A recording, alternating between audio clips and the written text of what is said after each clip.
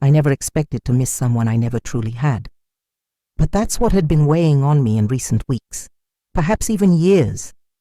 A nameless absence, an empty space that no one around me seemed to notice, but followed me like a silent shadow. I was living, yes, and I did everything that needed to be done. I paid the bills, tended to the garden, smiled politely at the neighbors, but there was an echo in every gesture, as if all my days were being lived at a slight distance from myself. It was as though I existed in a prolonged pause, waiting for something undefined that I wasn't sure would ever come or even existed. Time no longer frightened me. What hurt was the silence with which it passed. When my children left home, I convinced myself that the newfound silence was freedom. When my marriage ended, I thought I'd rediscover the woman I was before it all. Instead, I found a stranger in the mirror, someone who forgot her own dreams, hesitated in the face of her own solitude, and avoided simple questions like, "What do I want?" It was on an ordinary late afternoon, while sorting through a stack of old books, that my fingers stumbled upon a letter I had written but never dared to send. The paper was yellowed, but the emotion was still alive. I recognized the handwriting and the feeling. It was about him, a name I hadn't spoken in a long time, a name I'd hidden for years behind duties and obligations. There was no immediate regret, no melodramatic wave of longing, just a strange stillness, as if something inside me whispered, "There's still time." And it was there, faced with that memory, that I felt for the first time in ages that my heart could warm again, even if it was late, even if I thought I no longer deserved it, even if everything in me had been taught to silence such desires. But what if I still could? What if there was still a crack, a chance? Not an entire story. I no longer dreamed so grandly, but just a chapter, a gesture, a glance that reminded me that life hadn't ended within me. In the days that followed, something shifted, not outwardly, because the street was still the same. The supermarket still sold the same brands, and the neighbor still greeted me with the same tired wave. The change was internal, silent, almost imperceptible. It was as if that piece of paper had turned a key, unlocking an old, long-sealed door. I caught myself thinking of him at random moments, while washing dishes, folding towels, or watching the branches sway outside. It wasn't an obsession. It was softer, yet deeper. I didn't imagine reuniting with him or creating scenes in my head. It was simply the memory of a feeling that had been real and in some way still lived within me. Each day that feeling became less a memory and more a presence. And it was on an unassuming Saturday that he appeared, not as a cinematic apparition, but as a quiet coincidence, the kind of reunion that time sometimes orchestrates with a wisdom beyond our control. I saw him from afar, and my heart didn't race. There was no vertigo, no stumble, just a pause within me, as if the world slowed for a few seconds to give me time to grasp that this was really happening. He didn't see me right away, and for a moment I hesitated. I considered turning away, pretending I hadn't seen him. But something in me, perhaps the woman who wrote that letter, kept me rooted. When our eyes finally met, there were no words, just a gentle wave, a raised eyebrow, and a shy smile carrying the strangeness of time and the comfort of recognition. He came over to me. We talked like acquaintances, exchanging short, polite sentences, as if there were no history between us. But there was, and it seeped into every gesture, every pause, every silence between words. When we parted, I smiled as if guarding a secret. There was no promise, no invitation, no clear continuation.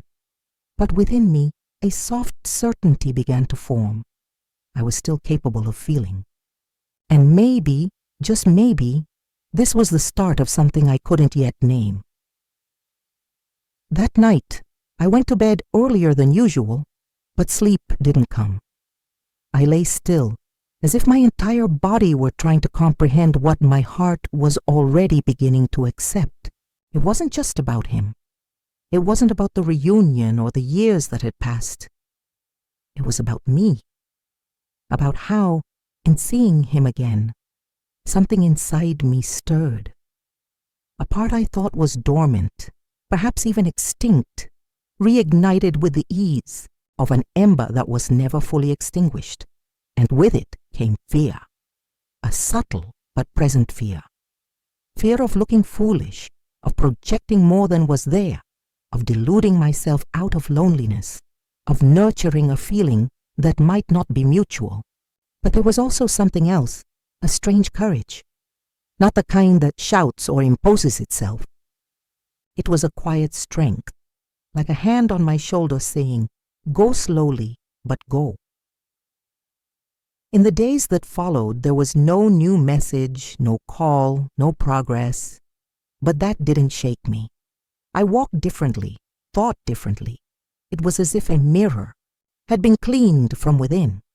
And now when I looked at myself, I saw more than the lines etched by time. I saw someone who still had desires, someone who still dreamed, even if she didn't admit it out loud. I began to notice myself more closely. I chose clothes with more care, wore lipstick after a long time, styled my hair with a touch of intention. Not for him, but for me. And that was the greatest revelation of all. In reconnecting with him, I didn't just discover that an old feeling still existed. I discovered that I still existed. That the woman who for so many years had been a mother, wife, daughter, professional, caregiver, was now simply Marianne. A woman with a past, yes, but also with a future. And deep down, even without knowing what lay ahead, something in me had already changed. For the first time in a long while, I wasn't just letting time pass. I was, at last, allowing myself to live again. I thought that single reunion would be enough to fill what was missing. The truth is, the void that inhabited me was more complex than the absence of someone. It was like a room closed off for years, when you finally open the window, air rushes in, the light changes, but the dust is still there, covering everything. In the weeks that followed, I found myself swinging between moments of quiet enthusiasm and others of deep hesitation. The fact that I had seen him, that I had felt something real, brought to the surface a series of memories I had carefully buried for a long time. The way I felt beside him in that youth that seemed to belong to another life. The way he listened to me with attention and made me laugh with ease. But I also remembered the insecurity, the times I thought I wasn't enough, the decisions that pulled us apart, the words left unsaid. And those memories, as old as they were, still had a voice within me. I began to question everything. Not just the past, but also what my identity had become. I was someone who for a long time believed that love was a phase of life, something you live intensely at some point and then keep as a beautiful memory. Now that concept no longer seemed so absolute. I started noticing subtleties that had previously escaped me. The way he looked at me before leaving, as if he too wasn't sure if he should say something more. The way I felt present beside him, as if there were no weight, no demands, just space. Still, I held back. I didn't send a message, didn't seek reasons to see him again. I wanted to know if this feeling could sustain itself on its own without the pull of nostalgia or the impulse of neediness, and it did. Not as a blazing flame, but as a steady ember. And it was in this warm, yet firm state that I began to see my own wounds more clearly. They weren't wounds caused by him, but by everything. I had stopped being out of fear. The fear of seeming foolish, of loving alone, of being judged for still desiring something many consider a luxury for those who have already lived so much. But the more I resisted these feelings, the more they asserted themselves within me. Not with urgency, but with dignity. I was ready, even if trembling inside, ready for whatever came, even without knowing what that might be. It was on an ordinary morning, one of those when the sky seems to carry the same gray as always, that something finally broke the slow rhythm of my days. I had gone out for a walk, without haste, just to move my body and distract my mind, which kept replaying that encounter like someone absent-mindedly twisting a ring on their finger. And there he was, sitting on the wooden bench in front of the cafe where we used to meet when we were just two young people with too many plans and too little time. He didn't see me right away, but I stopped. I watched, not with anxiety, but with a calm curiosity. It was like looking at a moving old photograph. He was there, real, aged like me, but with the familiar features my heart recognized effortlessly. Before I could think of turning away and disappearing, he saw me, and he smiled. A smile without ulterior motives, but full of memories.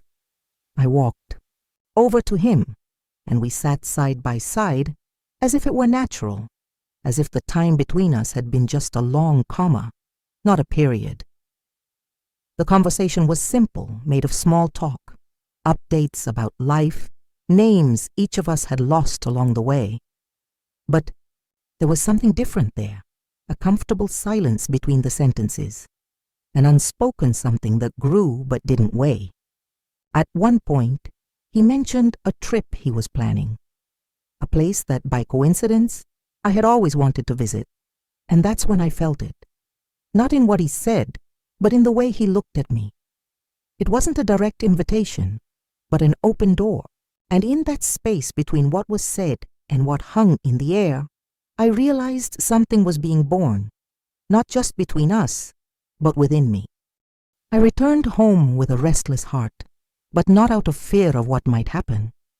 It was more the recognition that I wanted something to happen, that I desired to be close, to allow myself, to open up.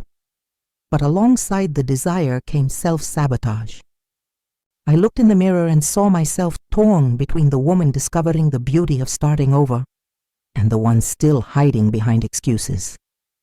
And it was in this conflict that I realized the root of my fear. I wasn't afraid that he wouldn't love me. I was afraid of loving myself again, of seeing myself alive, of wanting myself in the world as someone who still had a right to newness.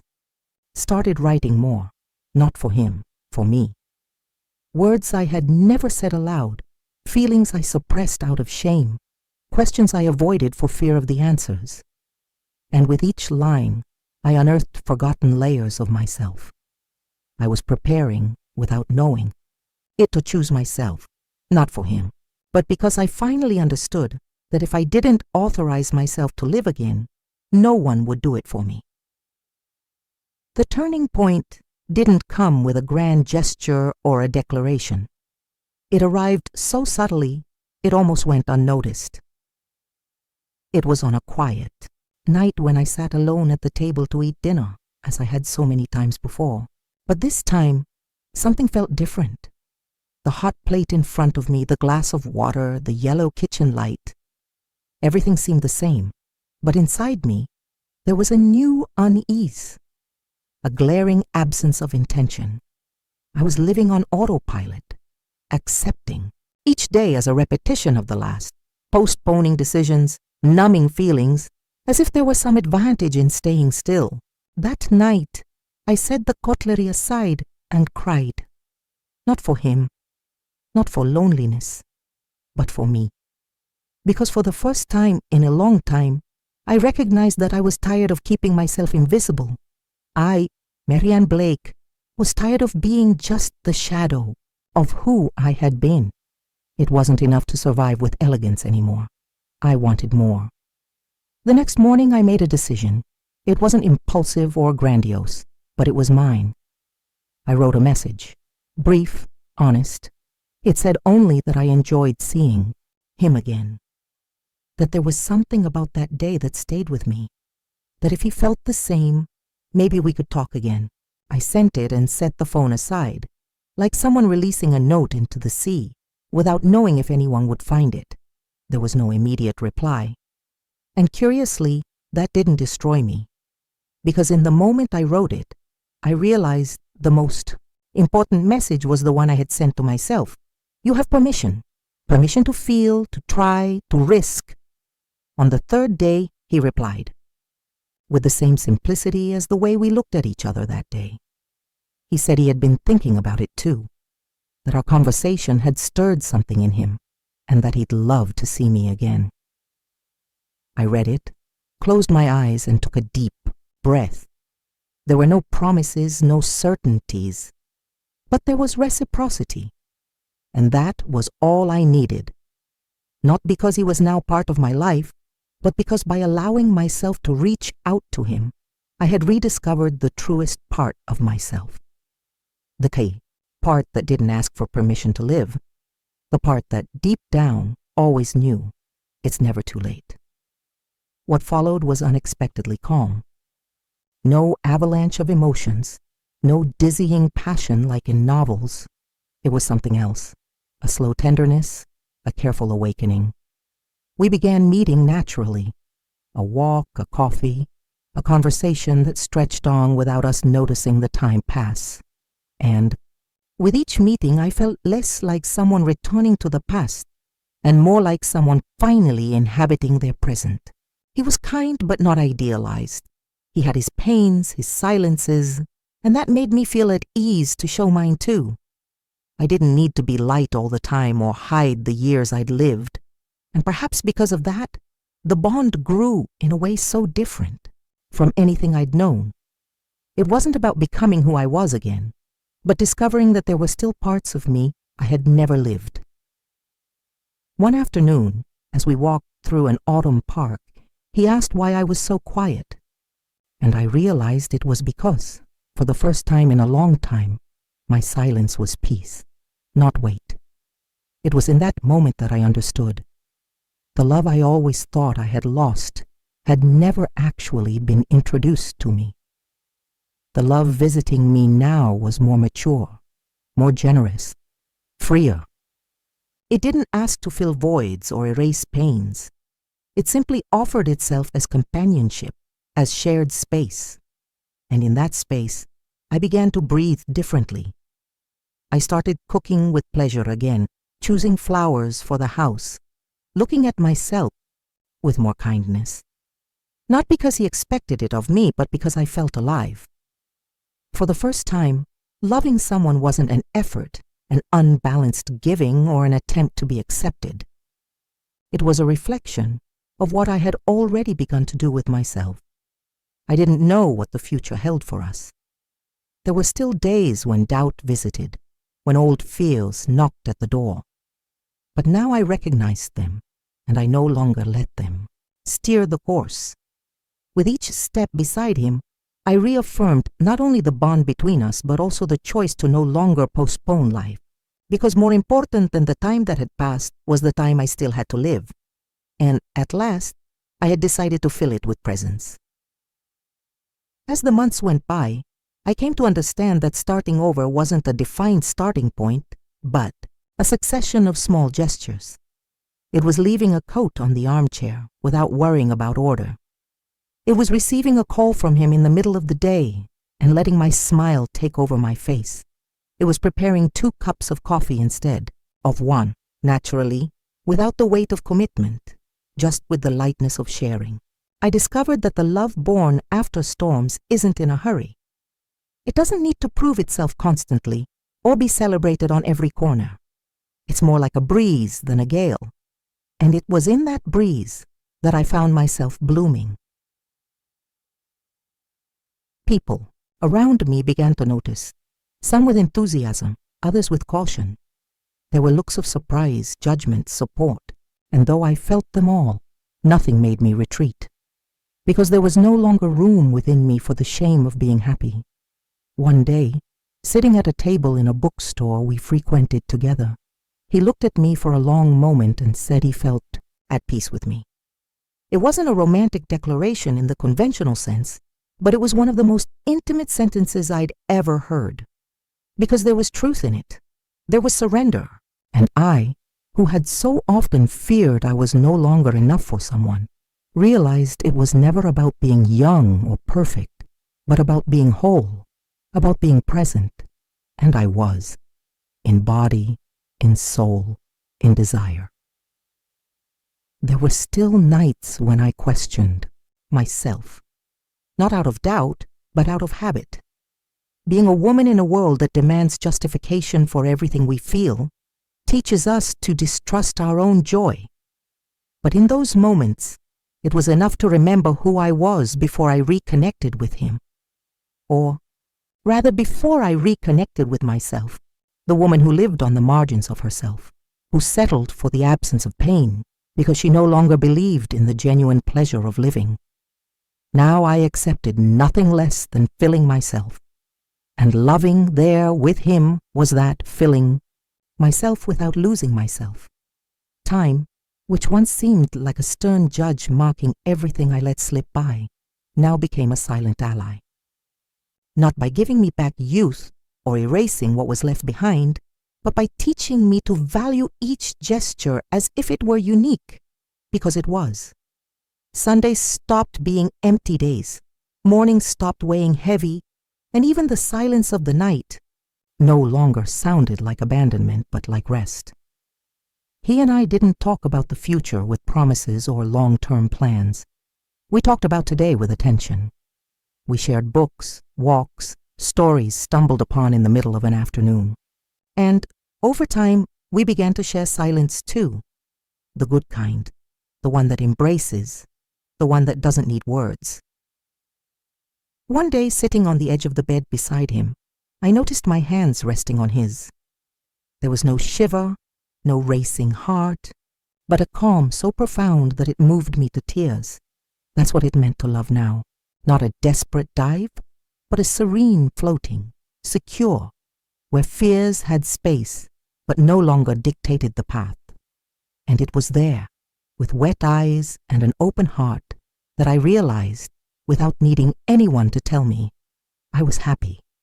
Not the dizzying happiness of beginnings, but the quiet happiness of someone who knows they've made peace with life. Because after all, loving slowly, loving later, loving despite everything, is loving with more truth. And I was living that. There was never a formal proposal to be together, no official date to mark anything. But little by little he stayed. First in gestures, then in presence. And I stayed too, in his life, but above all, in my own. Because it took reconnecting with him to reconnect with myself. And today, looking back, I see that everything that held me back for so long, fear, doubt, guilt, the worry of seeming ridiculous, was just shadows cast by a belief that no longer belongs to me. The idea that there's a right age to love. Love has no schedule. Love isn't a chapter of use. Love is the entire storyline, woven through good days and bad, silences and new beginnings, glances that linger even when everything changes.